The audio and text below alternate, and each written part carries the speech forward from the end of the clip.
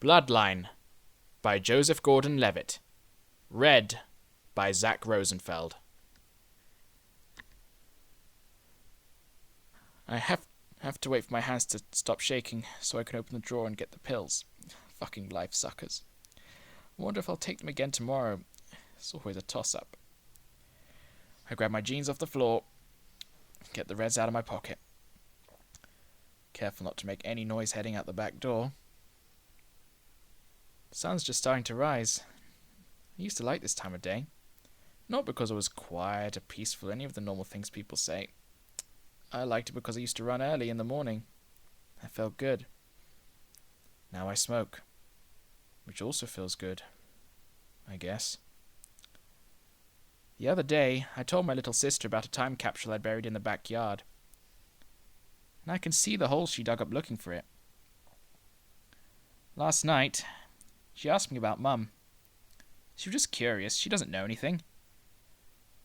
Makes me jealous.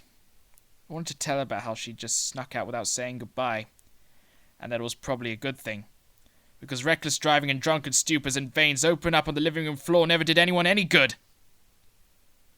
Can't really tell a 7-year-old that kind of thing, though. So I settled for kind of selfish, mostly not around. I didn't mention to her that Mum also happened to be the only person in the world who could take my mind off all the bullshit I usually think about, just by putting her arm around me or something. I didn't mention any of the good things.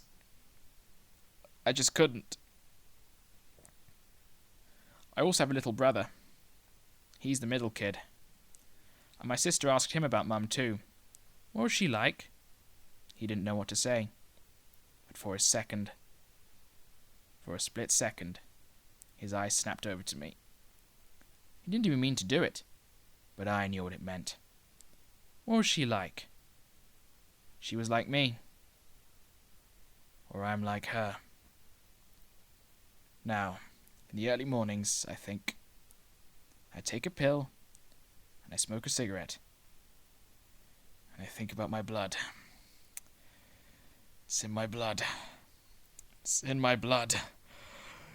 It's in my blood. I'm contaminated! Police have something to blame. And that makes it easier. I never wanted her for a nemesis, but there she is, every morning, in my shaking fucking hands!